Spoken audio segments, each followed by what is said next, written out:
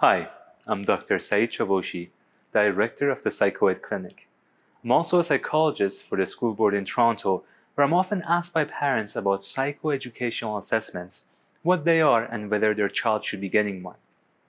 So in this video, I'm going to provide a brief overview of assessments and when they would be appropriate. You can find more in-depth details about the assessment process in a presentation that I do for school board teachers posted in the resource section of our website. We want every child to be successful in school and to feel good about their progress. When a student struggles to learn or to keep up with the essential academic skills such as reading, writing, or numeracy, we want to help remediate that. Before an assessment is necessary, the first step would be to provide the student with more support and accommodations.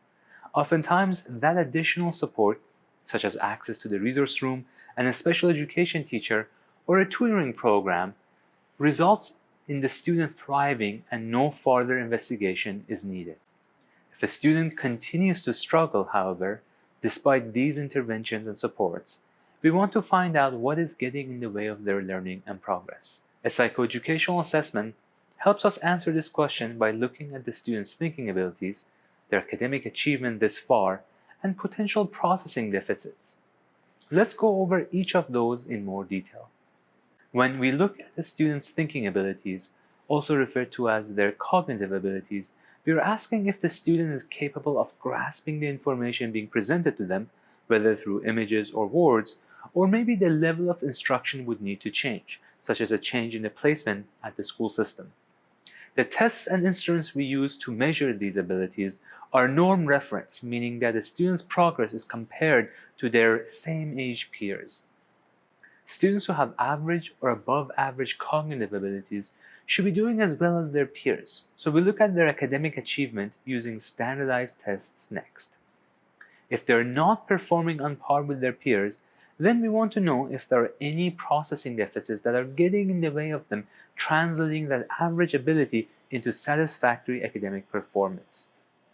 There are 10 different cognitive processing abilities that we consider in the assessment of learning disabilities, and you can find a document listing these processing areas with descriptions and examples in our resource section.